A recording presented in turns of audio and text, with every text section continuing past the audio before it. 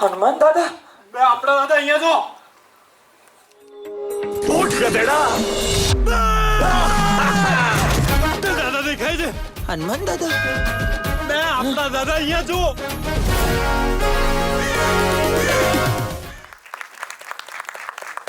And the gang of ફક્ત પુરુષો માટે, everybody, let's welcome Yash Soni, Mitra Gadvi and Isha Kansara.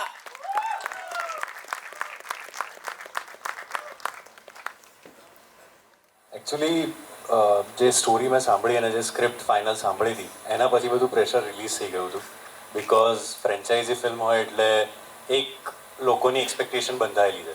હવે એનાથી ઉપર જવું જ પડે, અધરવાઇઝ આગળનું પણ વેલ્યુ ડાઉન થઈ જાય, આગળની ફિલ્મની પણ. બટ એ તો સ્ક્રિપ્ટ પર જ એટલી સરસ રીતે દેખાતી હતી. અને આ સિક્વલ નથી, આ ફ્રેન્ચાઇઝી ફિલ્મ છે એટલે એક પણ પાછળના કેરેક્ટર્સ આગળ નથી વધી રહ્યા. આ નવી જ વાર્તા છે બટ બહુ જસ્ટિફાઈ કરે છે એના ટાઇટલને, એટલે લોકોને એ રીતે પણ મજા આવશે. એ મને નહીં દેખાતા દાદા. એમને હું દેખાઉં છું? ક્યાંથી દેખાવાનો? જીવતા હતા ત્યારે તો દેખાતો નહોતો. મારા પપ્પાને હું નહીં દેખાયો. તા દાદાનું નહીં. Daddy issue. આ હોરર ચાલે ત્યારે ઇમોશનલ થવાનો ટાઈમ છે. પહેલા ફક્ત મહિલાઓ માટેનો કોન્સેપ્ટ આપનો હતો, અત્યારે ફક્ત પુરુષો માટે લઈને આવ્યા છો. નેક્સ્ટ શું તમારો કોન્સેપ્ટ છે? ફક્ત આગળ. મેડમ, આ એટલો સરસ તો સવાલ પૂછ્યો છે કે આ મને પણ નથી ખબર અને એના માટે હું ઓલવેઝ આ લોકોને બ્લેમ કરતો છું. મુન્નાભાઈ બાપુને યાદ કરતા હતા એટલે એને દેખાવા લાગ્યા હતા ને, એ રીતે તે દદ્દુને યાદ કર્યા છે ને એટલે તને દેખાય છે.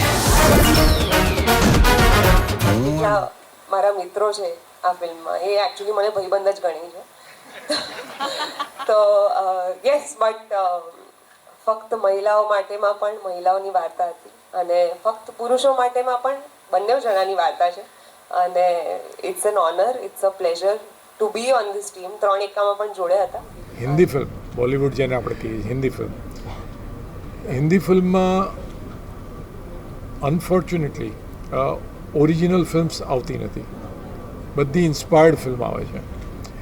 એટલે મને મારો સ્વાર્થ એ છે કે રિજનલ ફિલ્મ્સ તમને જમીન સાથે જોડેલી ફિલ્મો હોય છે, એમાં ઓરિજિનલ કોન્સેપ્ટ હોય છે. મરાઠી હોય, ગુજરાતી હોય, ઇવન પંજાબી હોય, સાઉથની હોય, કોઈ પણ ભાષાની.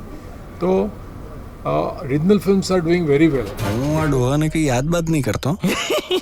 એ તમને ખબર છે? ગધેડા, ફાલતુ સવાલો પૂછવાને બદલે જરૂરી સવાલ પૂછ કે હું અહીં શું કામ આવ્યો છું.